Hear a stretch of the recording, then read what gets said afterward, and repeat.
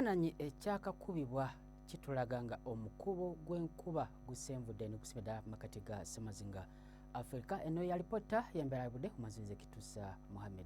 Era bwe tugezaako ne tulaba ate era waliwo empewo empewuvu nga zikunta ziva eri ku Sseguyanja, Biyindi nga ziyitira ku nnyanja Nalubaale nga zikwatagana n'ezo eziva eri mu gabira g'Ekkongo. Era n'olw'ensonga mu biseera by'okumakya tusobola enkuba okutonya okuseera ebitundu nga Masaka, Kampala n'ebitundu ebiri awo Nakasongola ssaako naawo Entebbe so nga ate eri ebuvanjuba era tusobola enkuba okutonya ebitundu nga Jinja, Tororo so nga ate era ebugwanjuba nawo tusobola enkuba okutonya ebitundu ebiri awo e Masindi so nga ate bisigadde omusana gujja kwakanga bwe gukubakubamu.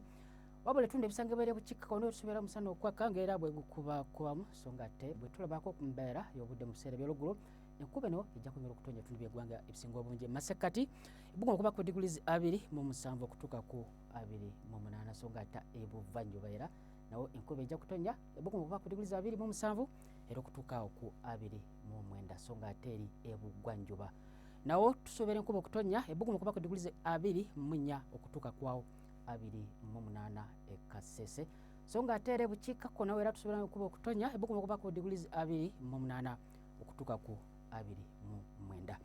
Bwe tugezaako ne tulaba teeko mbeera y'obudde mu kibuga London awo tusoberawo omusana okwaka okuba ku diguli 24 so nga ate eri Cairo omusana okwememula okutuuka diguli 36. E Nairobi okuba ku diguli 24. Toyanza okubeerako naawe beera bulungi weraba.